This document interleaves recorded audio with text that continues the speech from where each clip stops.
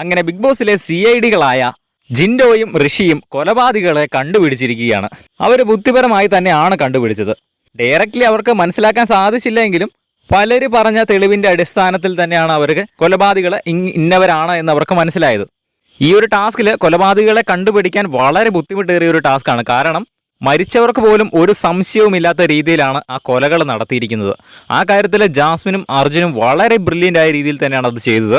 മരിച്ചവർക്ക് ഒരു ഐഡിയയുമില്ല എങ്ങനെ ആയിരിക്കാം അവർ മരിച്ചത് എന്ന്. അതിൽ അഭിഷേകിനെ കൊന്ന സമയത്ത് ഏകദേശം എല്ലാവരും തന്നെ അവരുടെ അടുത്ത് നിൽപ്പുണ്ടായിരുന്നു. അഭിഷേകും ജിൻഡോയും ഋഷിയും അതുപോലെ തന്നെ 3-4 പേര് ഒരുമിച്ചിരിക്കുന്ന സമയത്താണ് അർജുൻ അവിടെ ചെന്ന് അഭിഷേകിനെ കൊലപ്പെടുത്തുന്നത്. എന്നിട്ട് അതുപോലും ആർക്ക് കണ്ടുപിടിക്കാൻ പറ്റിയിട്ടില്ല. കാരണം എങ്ങനെയാണ് കൊല്ലുന്നത് എന്ന് അവർക്ക് അറിയത്തില്ല. അത് തന്നെയാണ് അതിൻ്റെ പ്രധാന കാരണവും. അസ്വാഭാവികമായിട്ട് എന്തെങ്കിലുമൊക്കെ സംഭവിക്കുന്ന രീതിയിൽ അവർ കണ്ടാൽ മാത്രമേ സംശയിക്കാൻ കഴിയത്തുള്ളൂ. ഇത് വളരെ സ്വാഭാവികമായിട്ട് വളരെ നാച്ചുറലായിട്ട് തന്നെയാണ് അർജുനും ജാസ്മിനും ആ ഒരു കൊല ചെയ്തത്. അതുകൊണ്ട് തന്നെ ഈ ഒരു കുറ്റകൃത്യം കണ്ടുപിടിക്കാൻ വളരെയേറെ ബുദ്ധിമുട്ടാണ്.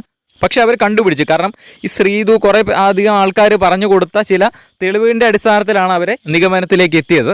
അസ്വാഭാവികമായിട്ട് ഇടയ്ക്കിടയ്ക്ക് അർജുൻ ടോയ്ലറ്റിലേക്ക് പോകുന്ന കാര്യമൊക്കെ ശ്രീതു ഓൾറെഡി പറഞ്ഞു കൊടുത്തു. ശ്രീതുവിന് ഓൾറെഡി നേരത്തെ സംഭവം കത്തിയായിരുന്നു, പക്ഷേ ഉറപ്പിക്കാൻ പറ്റിയിട്ടില്ല. പിന്നെ അർജുൻ പറഞ്ഞ് വിശ്വസിപ്പിക്കുകയായിരുന്നു ഞാനല്ല എന്ന്. എന്തായാലും അവസാനം CID-കൾ വളരെ ഭംഗിയായിട്ട് തന്നെ കുറ്റവാളികളെ കൃത്യമായിട്ട് കണ്ടുപിടിച്ചിരിക്കുകയാണ്.